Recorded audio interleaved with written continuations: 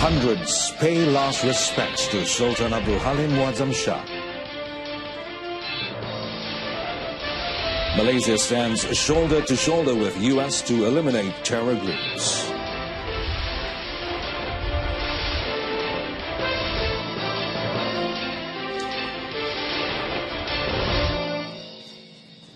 Good afternoon, I'm Muhammad Amin and you're watching News on 2. The remains of the Sultan of Kedah, Tuanku Abdul Halim MUADZAM Shah Ibni Almarhum Sultan Badlisha, was accorded with the royal funeral prayers at Istana Anak Bukit in Alor, Kedah this morning. And following the ceremony, the lying-in state was held at the Dewan Penghadapan at Istana Anak Bukit from 11 a.m. to 12:30 p.m. to enable the people to pay their last respects.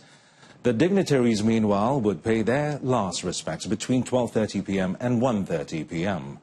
The royal cortege would proceed along Lebuh Raya Darul Aman, Jalan Tun Razak, Lebuh Raya Sultanah Bahia, and Jalan Langgar to the Langgar Royal Mausoleum for the burial scheduled for 4 p.m.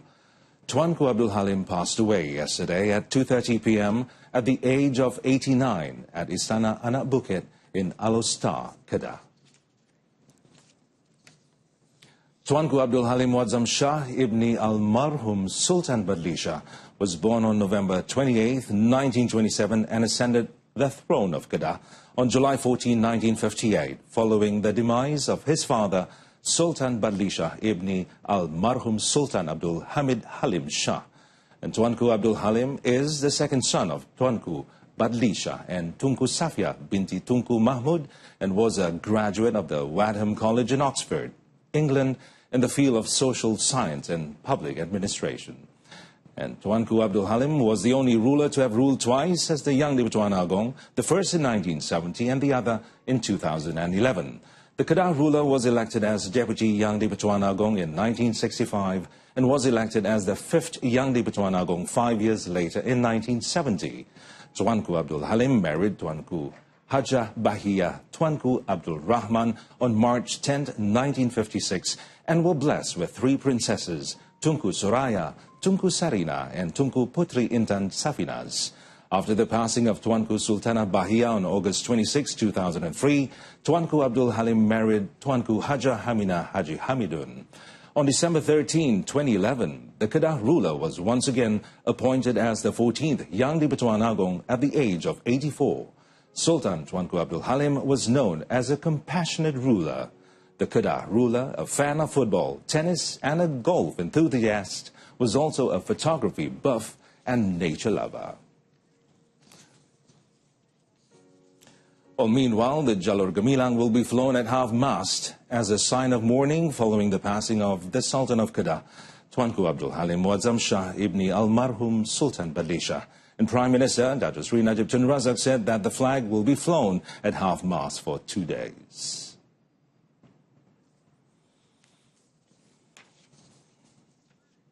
Kerajaan dan rakyat Malaysia, saya dengan penuh kesedihan merafak sembah takziah kepada seluruh keluarga kerabat diraja negeri Kedah atas kemangkatan baginda. Saya boleh melihat almarhum tuanku sebagai seorang Yang Tuan Agong yang benar-benar mencerminkan sifat-sifat sebagai seorang Yang Tuan Agong yang telah menjalankan tugas-tugas dan kewajipannya dengan penuh dedikasi, komitmen dan ketertiban selaras dengan prinsip Raja Berperlembagaan. And on to other news items. Malaysia will stand shoulder to shoulder with America on the vital mission to eliminate terror groups whose acts sicken all of civilized humanity. And in an article written by Prime Minister Datuk Seri Najib Tun Razak, published by a top US political website, The Hill, the Premier noted that the enemy of the United States and those who blaspheme against the religion of a majority of Malaysians by claiming that terrorism is Islamic is Malaysia's enemy too. The Prime Minister, who is in Washington for a 3-day working visit, said there was no better example of Malaysia-US partnership than the country's shared efforts against violent extremism. The world changed on September 11, 2001, and America has suffered further attacks on its soil that were inspired by that same false and poisonous ideology. Dr. Sri Najib explained that Malaysia has fought Daesh through the promotion of moderation and through a de-radicalization program that has had a 90% success rate. The Royal Malaysian Police has thwarted at least 13 major terrorist attacks since 2012. Malaysia has fought this through being a partner in the US-led global coalition to defeat Daesh and through the strategic dialogue between Malaysia's Ministry of Defense and the Pentagon. On the economic front, Dr. Sri Najib said that the US was Malaysia's third largest trading partner in 2016, while Malaysia was the US's 18th largest. Over the past nearly 40 years, America has been Malaysia's second largest foreign investor. A report from US News and World Report and Pennsylvania State University Wharton School recently declared Malaysia to be top of its best country to invest in. Dr. Sri Najib is scheduled to meet US President Donald Trump at the White House on Tuesday morning, Washington time. Deputy Prime Minister Dr. Sri Dr. Ahmad Zahid Hamidi has strong confidence that the Pangkor Dialogue 2017 would find a solid way of how future development can be done without overzealous implementation. And the Deputy Prime Minister said this year's dialogue aims to explore possible innovations and solutions to achieve sustainable development goals set out in the United Nations Agenda 2030. With the theme making the future innovative pathway to sustainable development, the dialogue is both to achieve a goal in strategizing better development growth, not only in Malaysia, but in other regions as well. Dr. Ahmad Zahid said the first participation of the United Nations Development Programme, UNDP, in this year's dialogue shows recognition to the importance of a global development network to international growth. The dialogue, which features a large-scale gathering of international and local dignitaries, academicians, investors and non-governmental organizations, has been an annual affair in Perak since 2012. High Commissioner of the United Nations UN for Human Rights, Zaid Ra'ad al-Hussein, has accused Myanmar of carrying out ethnic cleansing against the Rohingya in the country. Now, he said that the country's military brutal security campaign was in clear violation of international law. An order was issued by the Tibetan spiritual leader, Dalai Lama, together with Nobel Prize winner Malala Yousafzai and Desmond Tutu, to find a solution to the conflict taking place in Rakhine. And over 1,000 Rohingya were killed in latest violence, which began on August 25th. And according to the United Nations, at least 313,000 Rohingya refugees, which is one-third of the Rohingya population in Rakhine, had arrived in Bangladesh. The population in Rakhine is around 1.1 million people. The United Nations said more refugees are heading towards Bangladesh on a daily basis in desperate need of shelter. The Bangladeshi government, which had earlier tried to curb the influx, will now begin to register refugees who have just arrived into the country. Well, meanwhile, the Malaysian Immigration Department will only accept refugees who fled the crisis in Myanmar and not refugees seeking job opportunities in the country. Its Director General, Dr. Sri Mustafa Ali, said a standard operating procedure, or SOP, will be established for the administration and placement of these refugees. Selama ini apabila kita katakan Rohingya ke Myanmar ke yang datang ke negara kita, if they are illegal, they are illegal. Tetapi dan kita pun dah membuat beberapa tangkapan, dah banyak buat tangkapan terhadap Myanmar yang tanpa dokumen. Tetapi ada juga segelintir ataupun setengah mereka yang ada kad UNHCR. Itu berbeza. UNHCR memang dibenarkan. Tetapi yang kemunculan yang akan baru yang disebutkan the new influx ini, that is different. Yang ini kerana adanya isu-isu di luar negara. Dr. Sri Mustafa said this at a press conference held following the anti-corruption pledge for the Immigration Department's Operations, Investigation and Prosecution Division in Putrajaya. Deputy Home Minister Dr. Nur Jazlan Mohammed had recently stated that Malaysia is ready to receive more Rohingya refugees following their situation in Rakhine. The Sarawak government has declared Taman Alamanda Indah in Jalan Matang Kuching as the latest rabies-infected area. And the State Disaster Management Committee said Deputy Chief Minister Dr. Amar Douglas Unga made the declaration on Monday after a sample from a dog in the area tested positive for the virus. The committee said this was one of 2 positive samples received by the Veterinary Research Institute of VRI in Ipoh last Saturday. And the other was taken from Jalan Serian Bypass, about 500 meters from Serian town, which had been declared a rabies-infected area previously. A total of 24 rabies-infected areas have now been declared in Sarawak. The committee also said 40 samples from dogs and 6 samples from cats out of the 223 sent to the VRI had tested positive for rabies. And meanwhile, the Sarawak Health Department reported that 25 new cases of animal bites were recorded yesterday. 10 cases were from Serian, 10 cases from Kuching 2 from Samarahan and 3 from Seriaman. Well, beginning today, the Kuala Terengganu City Council Aquatic Centre in Batu Buruk will reopen its doors to the public after being closed since 2014 for renovation. However, only the children's wading pool section will be back in operation, while other sections will only resume operations in October. According to Kuala Terengganu Acting Mayor Samiun Saleh, 300,000 ringgit was spent to renovate the centre, which was carried out in stages, following a section of the roof being blown off by strong winds in December 2014. Renovation works included replacing the roof, the floor and surrounding areas of the pool, as well as installing a pump system. Tutup dulu sebab dia ni kebocoran, keretakan, bumbung. Dia sebenarnya kolam tu fix untuk Sukma dulu tu. The last Sukma 2008 tak. Jaminan boleh digunakan. Tak guna tak tu. Dikit yang baik nak semua dah apa. Once fully opened, the Aquatic Centre will operate from 2 p.m. to 6 p.m. on weekdays except for weekends, when it will be open from 11 a.m. to 6 p.m.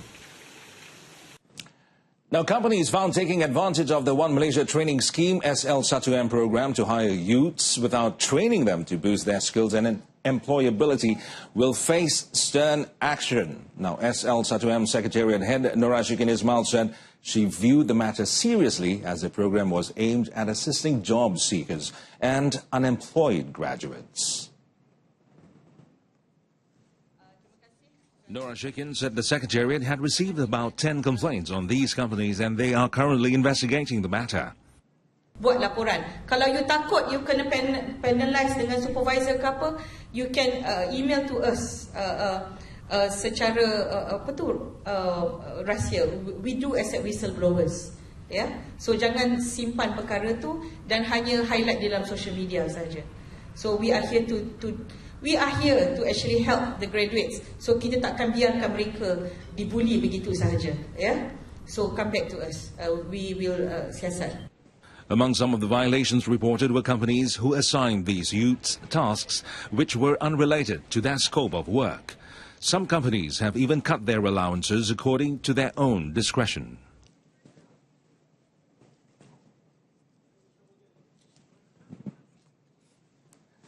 Meanwhile, over 11,000 jobs will be on offer during the SL1M 2017 Roadshow, which now enters its West Zone phase. The event will be held on September 23rd and 24th at University Pendidikan Sultan Idris, UPSI Tanjung Malim. Registration for the event will begin at 7:30 a.m. and ends at 6 p.m. 60 government-linked companies will be conducting interviews for potential candidates during the event. The government is planning to create a national halal industry park which will offer various products and services related to the halal industry. And Deputy Prime Minister Dato Sri Dr. Ahmad Zahid Hamidi said that the step was in line with the country's agenda of moving towards the fourth industrial revolution, the Industry 4.0.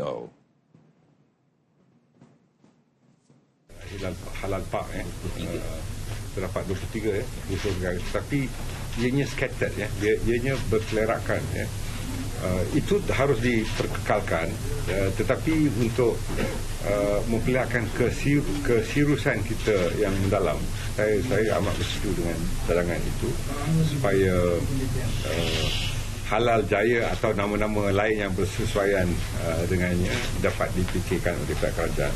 Speaking at the 2.0 Halal Industry organised by the Halal Development Corporation, or HDC, in Kuala Lumpur yesterday, Dato Sri Dr. Ahmad Zahid said 330,000 job opportunities would be created in the halal industry by 2020. As of December last year, the industry has offered 248,000 job opportunities. The government also targeted to create 1,600 small and medium industry export companies by 2020, compared to 1,257 until the end of 2016. In the terms of trade, Malaysia's halal exports amounted to 42 billion ringgit last year, compared to 39 billion ringgit a year earlier. A total number of exports is expected to increase to 50 billion ringgit by 2020. The Telekom Malaysia Berhad TM Customer Call Centre in Bandar Kabar, Melaka, has moved to the Graha Maju building in Melaka. And the move is to accommodate TM's recruitment drive in line with its expansion plans and improving its service efficiently. According to TM Group Deputy Chief Executive Officer Dato Bazlan Osman, the new call centre can now house 400 customer service officers compared to 100 in the previous location. Kita melihat dari segi peluang pekerjaan yang dapat kita berikan kepada pemuda-pemuda di kawasan di Bandaraya Bersejarah ni lah, bukan saja di Melaka tapi juga di kawasan-kawasan sekelilingnya. Kami juga ada pekerja-pekerja call center yang datang daripada Negeri Sembilan, datang daripada Johor, yang datang bekerja di sini. Yang pentingnya sini senang dari segi transport dia, untuk mendapat transport. Sini senang dari segi pemuda-pemuda Gen Y ni, untuk dari segi social activity mereka, dan juga sini senang bagi mereka seperti yang disebutkan yang amat berhormat tadi, dari segi cost of living pun mudah. Commenting further, Dato Bazlan said the opening of the new centre, which operated for 24 hours, could help boost the local economy.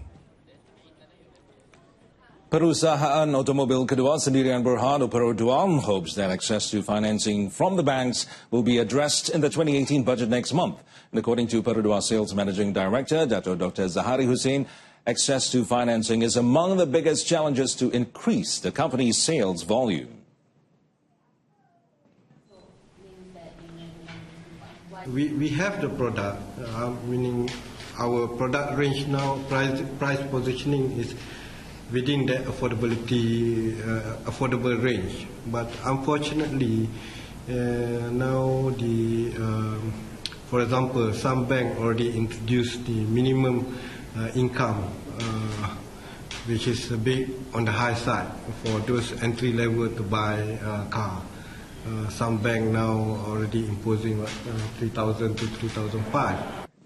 Perodua also announced its sales performance between January and August, whereby over 137,200 vehicles were sold during this period. According to the national car maker, this represents a 2.6% increase compared to 133,700 vehicles sold in the same period last year.